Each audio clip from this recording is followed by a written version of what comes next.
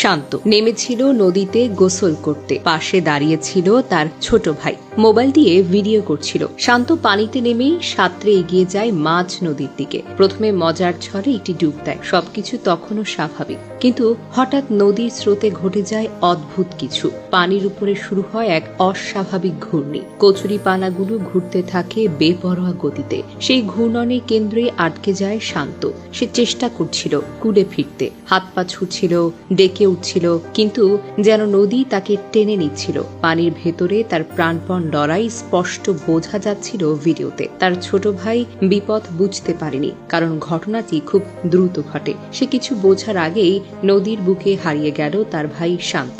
তবে নদীতে ঘূর্ণন বা ঘূর্ণিপাক আচমকা হলেও এর পেছনে বৈজ্ঞানিক ব্যাখ্যা রয়েছে। সাধারণত বালু নদীর মতো মাঝারি স্রোতের নদীগুলোর মধ্যে নিচে বালু জমে জমে থাকে। কোথাও কোথাও এসব বালু সরে গিয়ে এক ধরনের গর্ত বা গভীরতা তৈরি হয়, যাকে বলে আন্ডার ওয়াটার ইডি জোন। যখন নদীর স্রোত দ্রুত গতিতে আসে এবং হঠাৎ সেই গর্ত বা গভীরতায় প্রবেশ করে, তখন পানির উপরিভাগে এক ধরনের চক্রাকার ঘূর্ণি বা ঘূর্ণন সৃষ্টি হয়। এই ঘূর্ণনটা বাহির থেকে ছোট মনে হলেও এর নিচের টান কিন্তু অনেক ভয়ঙ্কর। কেউ যদি সেই টানের মধ্যে পড়ে যায়, তবে শরীরের ভারসাম্য হারিয়ে ফেলে এবং পানির নিচে টেনে নিয়ে যায়। শান্তির ক্ষেত্রেও এমনটাই ঘটেছিল।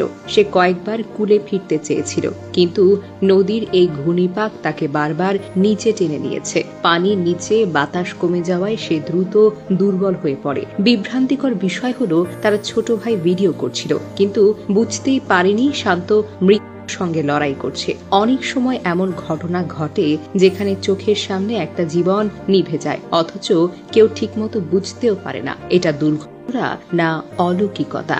এই ঘূর্ণনের পেছনে আরো কারণ থাকতে পারে, যেমন ধরুন নদীর বড় কোনো বাঁক, পাড়ের নিচে জমে থাকা মৃত কচুরিপানা, স্রোতের মুখে থাকা গর্ত, এমনকি সেতু বা বাঁধের প্রভাবেও এই ঘূর্ণন তৈরি হতে পারে। বিশেষ করে বর্ষাকালে নদীর নিচে জমে থাকা তলদেশের পরিবর্তনে এসব হঠাৎ ঘূর্ণিপাক তৈরি হওয়াটা অস্বাভাবিক কোনো কিছু নয়। এই ঘটনা শুধু শান্তর নয়, এটি প্রতিটি অভিভাবকের, প্রতিটি ভাইয়ের, প্রতিটি সন্তানের চোখ খুলে দেওয়ার মতো ঘটনা। নদীকে আমরা অবহেলা করি, ভাবি সাঁতার জানলেই তো চলবে, কিন্তু প্রকৃতির বিপরীতে মানুষ খুবই অসহায়। বিশেষ করে বর্ষা মৌসুমে নদীর তলদেশের গঠন বদলায়, অজান্তেও কোথাও গর্ত তৈরি হয়, কোথাও ঘূর্ণি শুরু হয়। কচুরি পানাগুলো ঘুরতে দেখা যায় সাবধান হওয়ার ইঙ্গিত, কারণ নিচে কিছু না কিছু হয়তো ঘটছে। শান্তর একটি গা শিহরানো সত্য, যেখানে প্রকৃতি, অজ্ঞতা আর অতি আত্মবিশ্বাস মিলিয়ে এক